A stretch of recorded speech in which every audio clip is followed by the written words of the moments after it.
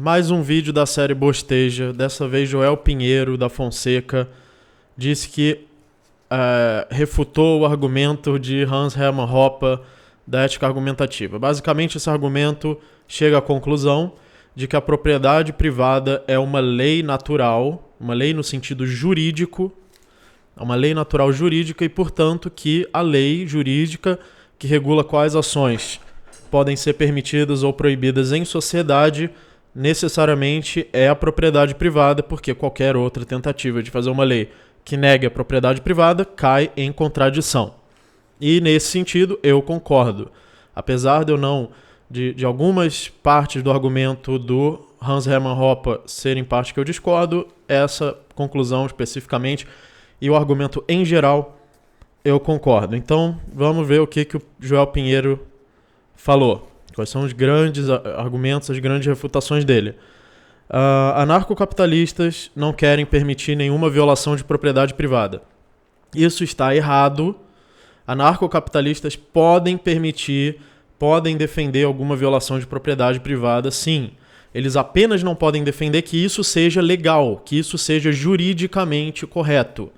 Violação de propriedade privada, por definição, ou melhor, a priori, é juridicamente errada, já que a lei jurídica é a propriedade privada.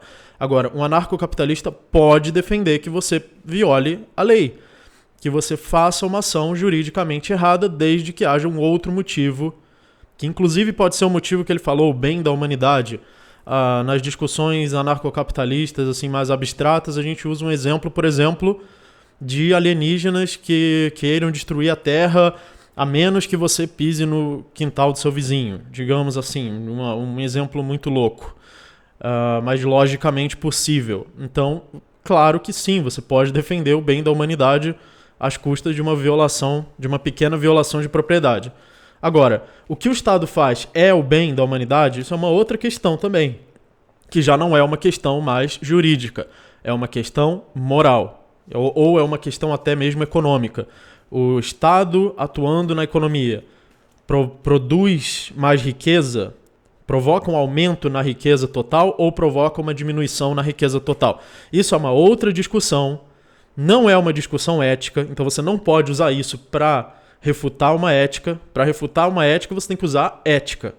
Você tem que usar argumentos éticos, não argumentos morais e não argumentos econômicos. Mas isso é uma outra discussão e a minha conclusão nessa discussão, assim como eu já publiquei meu artigo já está pronto, Deduções Filosóficas, que prova, e vários vídeos, que também a forma econômica que produz mais riqueza, ou que tende a produzir mais riqueza, é a anarquia. É a livre competição entre o mercado, entre diferentes produtores de serviço, e não um serviço monopolista usando a força para impor o seu monopólio. Afinal, a definição de Estado é monopólio da força. Essa é a definição do que é o Estado. Então, a pergunta economicamente vai ser: monopólios geram riqueza? Essa é a pergunta. Se você está perguntando, o Estado gera riqueza, é a mesma coisa que perguntar, monopólios geram riqueza? E a resposta, obviamente, é não.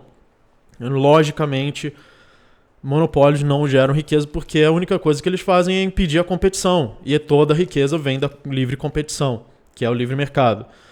Outra coisa que ele falou é que, mesmo que por um grande bem comum, então, os anarcocapitalistas não defendem violação de ética, errado também. Então, toda a caracterização que ele faz do que é anarcocapitalismo já está errada. E aí depois ele faz uma apresentação do argumento hoppiano, diz que ele já fez essa apresentação antes, porque ele defendia esse argumento no passado.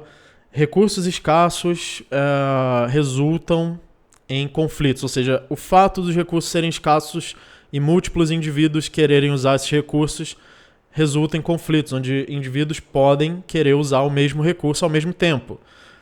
E caso você não determine qual é o indivíduo que legitimamente pode usar os recursos, a lei vai cair em contradição. Isso é verdade. O Joel Pinheiro fala esse argumento está certo, e ele não refuta o argumento. Ele não refuta, ele passa para outro assunto.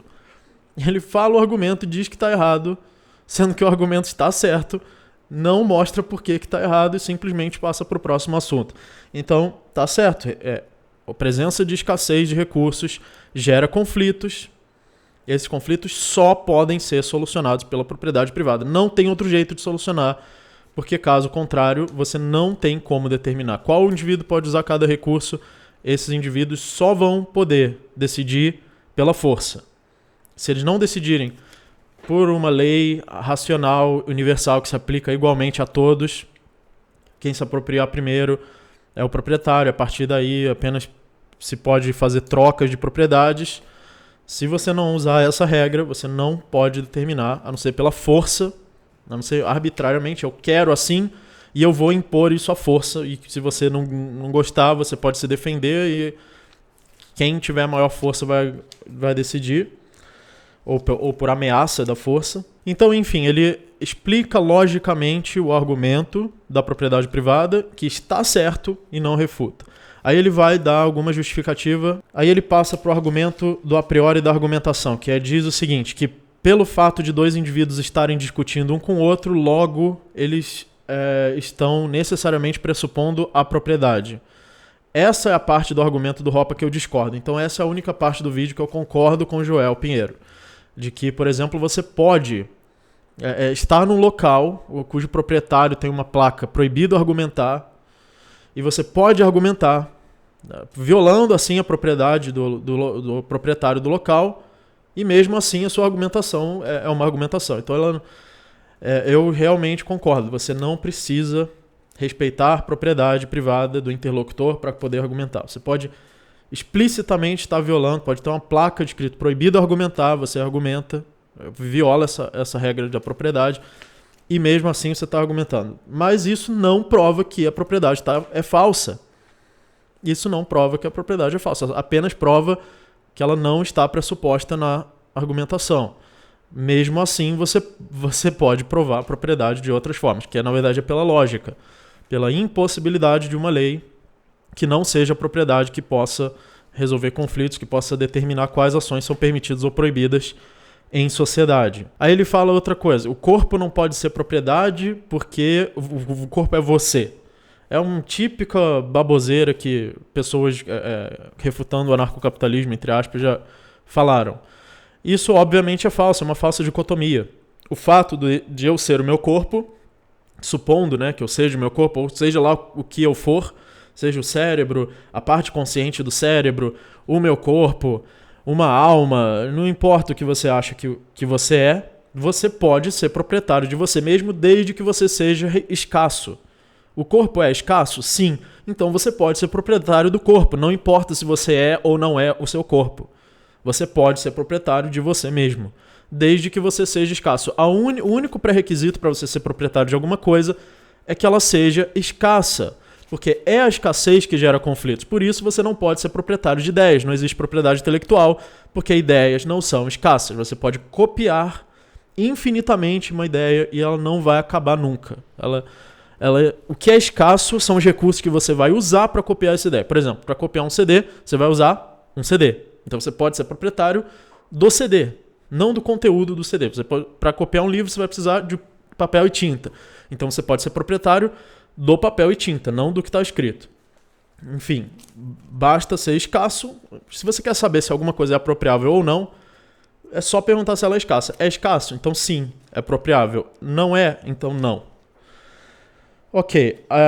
Aí, para refutar todo o argumento, no fundo, o que ele faz? Um apelo à multidão. Ele fala assim, não é assim que as pessoas enxergam a ética. Logo, essa ética está errada, porque não é assim que as pessoas enxergam. As pessoas fazem condomínio, fazem estados, não enxergam a propriedade dos objetos como sendo da mesma categoria lógica ou da mesma categoria jurídica da propriedade do corpo.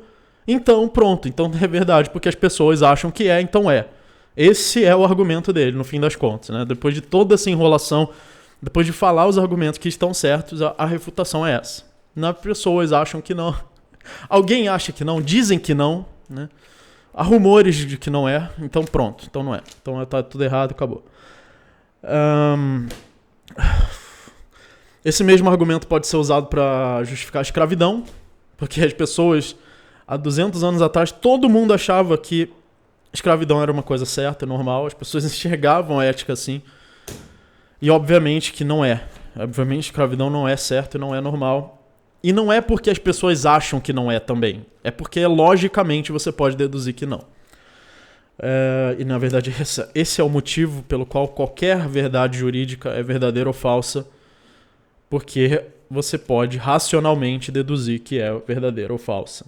E ele ainda coloca o ônus da prova no ROPA ou nos ANCAPs. Vocês não provaram que todo recurso escasso é apropriável. Claro que provamos. Provamos pelo conflito. Se escassez gera conflitos e a propriedade é a solução, logo todo recurso escasso é apropriável. Agora você é que não prova que um recurso escasso pode não ser apropriável, pode ser coletivo e isso não gerar contradição. Claro, você pode dizer que é. Você pode dizer que a sociedade é assim. E você pode dizer que isso é o bem maior, é o bem comum. Aliás, quantas atrocidades, quantos genocídios já foram feitos em nome do bem maior? Todas as piores pessoas, mais psicopatas da história, sempre defendem o bem maior. Quando alguém fala em bem maior, a gente já deveria tomar cuidado com o que essa pessoa vai falar. Já deveria tomar cuidado onde isso vai parar, onde isso vai levar. Porque foi em nome do bem maior que se fizeram as maiores ditaduras, as maiores atrocidades da história humana. Aí ele fala que é um absurdo que as pessoas possam ser apropriadores originais porque toda propriedade do mundo já tem dono e logo as pessoas não iam poder se apropriar de nada. Quer dizer, que retardado, sendo que a pessoa ela pode entrar no mercado. Você sabe o que é mercado? Que de trocas voluntárias, ou seja, na cabeça do Joel Pinheiro, você só pode ou pegar uma coisa que está na natureza, pegar para você, ou ter as coisas que vão ficar para sempre com você. Ele não entende o conceito de investimento, produção, lucro, competição no mercado. Aliás, alguém coloca nos comentários aí, inclusive, com o que o Joel Pinheiro trabalha. Ele trabalha no mercado ou trabalha para o Estado? Porque se ele trabalha para o Estado, dá para entender que essa é a referência que ele tem mesmo, que você só pode ganhar dinheiro ou explorando os outros ou pegando coisas da natureza. E no caso, quando o Estado pega coisas da natureza, ele ainda pega da forma errada. Ele pega com a ameaça de força, fazendo uma linha imaginária no mapa e dizendo que é dele. Não é assim que se apropria das coisas pela apropriação original, é pelo uso. E fazer uma linha no mapa não é uso do território. O uso do território é usá-lo fisicamente e não com uma linha mágica no mapa. Não se apropria de nada por mágica, por declaração, por decreto, tendo um exército, tendo armas e ameaçando os outros. E por isso a maior parte do planeta Terra, na verdade, não tem dono. Ou grande parte do planeta Terra, na verdade, não tem dono, porque foi apropriado com linhas imaginárias. E depois ele faz o apelo à desigualdade, chuta o balde de vez e vira socialista de vez. O apelo à desigualdade. O Estado precisa ser Robin Hood, roubar dos ricos e dar para os pobres, porque senão vai ficar desigual. Então o Estado tem que roubar e tem que dizer como vai roubar, e só ele pode fazer isso, e é um monopólio da força, e tem que impor a força sobre todo mundo, e se não aceitar vai apanhar e vai preso, porque é bonzinho e vai ser Robin Hood, roubar dos ricos e dar para os pobres. E uma resposta que eu posso dar a isso, mesmo que a desigualdade fosse um problema e a gente devesse, com muita prioridade, tratar da desigualdade, quem causa maior desigualdade é o Estado, já que os impostos sobre os ricos caem sempre nos pobres, são sempre descontados de preços, salários. Impostos sobre ricos sempre caem nas costas dos pobres. E regulações de trabalho também sempre caem nas costas dos pobres, já que são os pobres que não vão poder trabalhar. Quando você coloca um salário mínimo, significa que todo mundo que está abaixo desse salário mínimo não pode entrar no mercado, não pode iniciar uma carreira, não pode evoluir e aumentar o seu salário aos poucos. Ou você entra naquele salário, ou você já tem capacidade de ser contratado no salário mínimo, ou você está fora do mercado, adeus, e vai ficar desempregado. Ou seja, quem causa desemprego, quem causa monopólios de corporações, oligopólios de corporações, regulações de mercado que destroem concorrências e provocam grandes concentrações de riqueza, que são com as maiores desigualdades, que são com as pessoas mais poderosas e mais ricas, que são corporativistas, é o Estado. O Estado é que é a arma usada para impor essa desigualdade pela força, que caso contrário seria distribuída naturalmente pela competição do mercado. Ou seja, puro socialismo, em nome de um bem maior, um pensamento extremamente perigoso, um pensamento típico de ditadores psicopatas. Em nome do bem maior eu vou te roubar e dizer como você pode ou não pode usar a sua riqueza, e vou fazer o que eu quiser e ter um monopólio de armas e um monopólio da força. Então, extremamente grotesco, e uma refutação extremamente boba de apelo à multidão, apelo à autoridade, apelo à desigualdade. Então, sim, o argumento da propriedade privada é lógico, é racional, está certo, e a própria apresentação que o João Pinheiro fez está certa, e ele não refutou. Ele não usou lógica e razão nenhuma para refutar. Não sei se ele é simplesmente desonesto, se não bate bem na cabeça, mas enfim. Então é isso, inscrevam-se no canal, apoiem, muito obrigado e até o próximo vídeo.